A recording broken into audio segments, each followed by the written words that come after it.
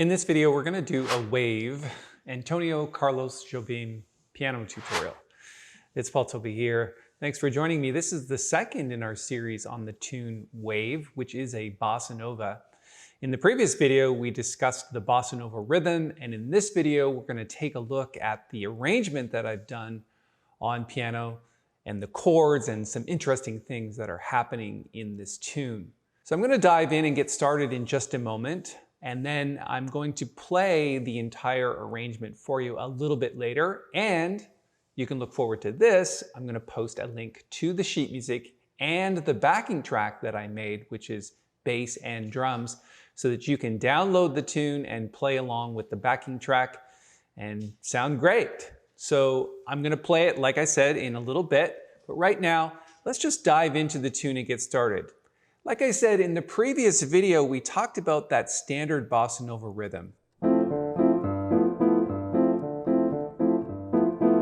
which is kind of an interesting pattern. It's definitely traditional for Bossa Nova. I would suggest that you spend quite a bit of time mulling that one over because it becomes part of all the other Bossa Novas that you play. But I'm not going to discuss it in detail in this video because, like I said, I did it in the last video, but I will put a link to that video up here in the corner if you want to go check that out. And then when we get into the melody at the A section, I like that little pattern because it is not playing the chords together. You're kind of arpeggiating the chords a bit, which makes a nice sound. It ends up being like a D major 9 chord. And then this next little pattern, I'm going to take a screenshot of this just so I can discuss it a little bit more in detail. Because of course, when I do a screenshot, I can now write on the screen, which is kind of cool. So what I want to talk about is this right here. So a B flat diminished chord, when you're writing it out, is basically B flat, D flat, E, natural, and G. And that's essentially what these top notes are here, where you've got it starting on G. So it's the same diminished chord, just starting on a different note. So it's written B flat diminished 7. So what I'm doing is I'm taking that top note and then I'm playing a triad on that chord. So for the G chord, it's essentially taking the G and making it the third of the chord, and then you're basically talking about an E flat major chord. So take the top two notes and throw them down, where you've got E flat on the bottom, then B flat. So the root, the fifth, and then the third. And then for each of the chords going up, you're playing those triads.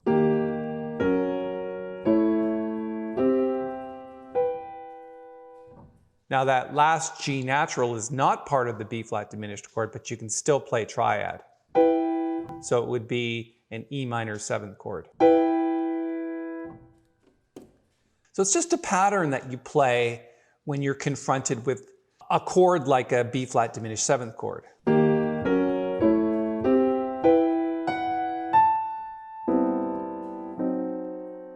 So let's see how that sounds together.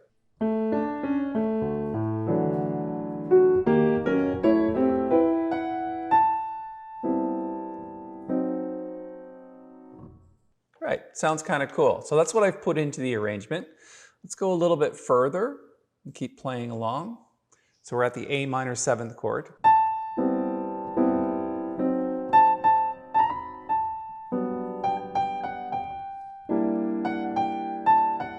Now you may have seen me put some grace notes in there. So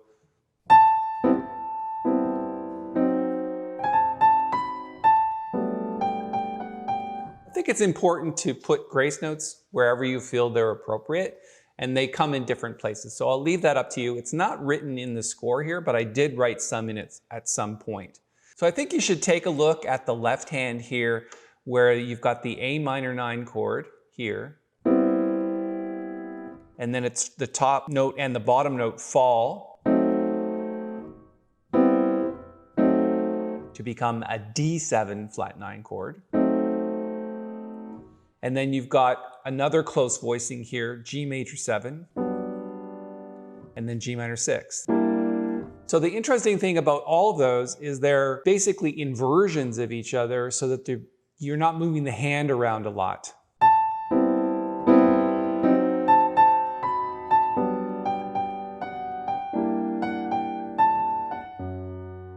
Now we get into some interesting stuff. So I think, like I said before, if you can play chord inversions that don't jump all over the piano, then that's really what that section is about. All right, so now we're on the F sharp 13 chord to F sharp 7, sharp 5, and flat 9. That's basically what the plus means. It means sharp 5. The easiest way to think about that is you've got this F sharp and then the 7th and the 3rd. And I've spread those out here. I've played the quarter note. So I'm referring to this quarter and these dotted halves. So you're spreading it out. If you can play it all at once, you can go ahead and do that. But the right hand is essentially an A flat triad. So if you've got F sharp 7 root position, and then you've got an A flat triad on top, this is the 9th, the sharp 11th, and the 13th. That's what F sharp 13 means. And then you're basically just dropping the notes to become these Ds here, which is the plus 5. So this is the 5th, this is plus 5.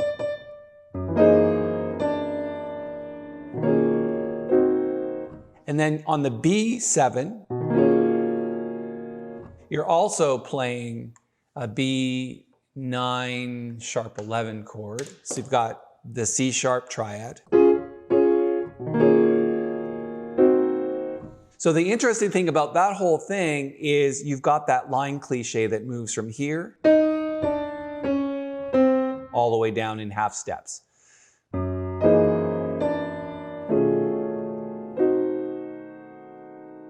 Very nice. So from the here.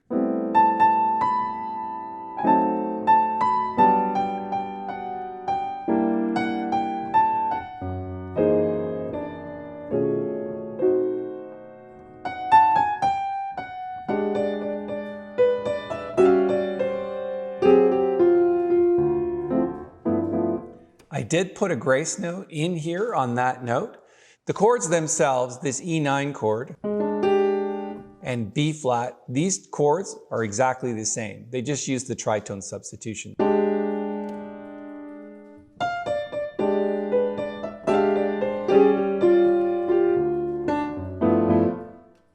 Okay, so just going down in half steps. So this chord falls in half steps to go there. And then the A section just repeats. You can see there's B, but it's really just the A section because it's an AABA tune. And then when we get into the bridge at C, you've got a G minor 7th chord.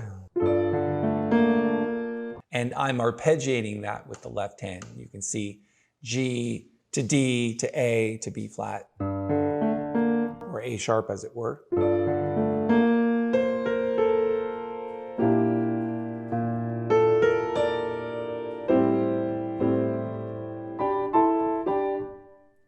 That's interesting where I've just kind of filled out the chords a little bit and the space because you don't want to sit on that A minor 7th chord for very long.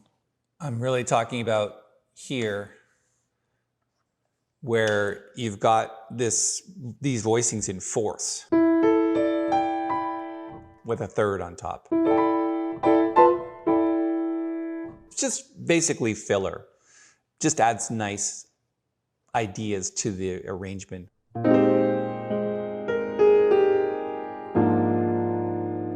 It's a nice chord. B flat 6 over A flat. Basically reharmonized this section a little bit from the original.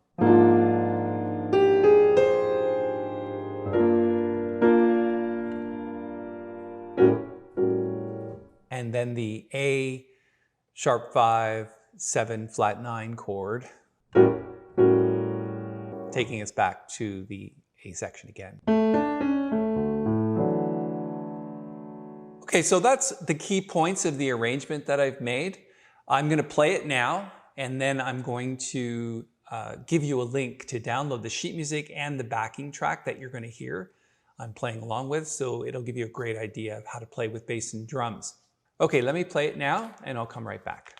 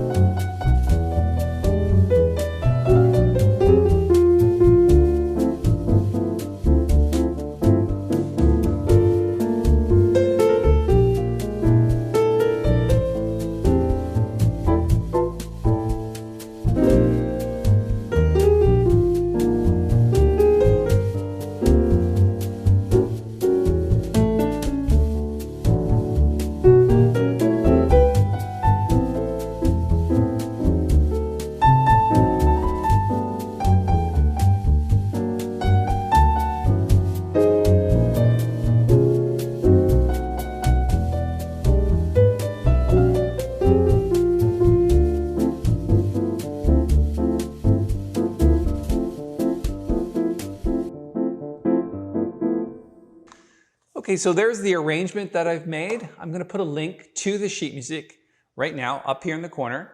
Also, that link will get you the backing track that I played along with, bass and drums, which is really cool and a lot of fun to play along with, and it'll really help you with your feel and your rhythm and your timing. If you have any questions about this arrangement or this tutorial, you can just put them in the comments below and I'll be sure to get back to you. And if you have any other suggestions for other videos in this vein, please make them in the comments as well.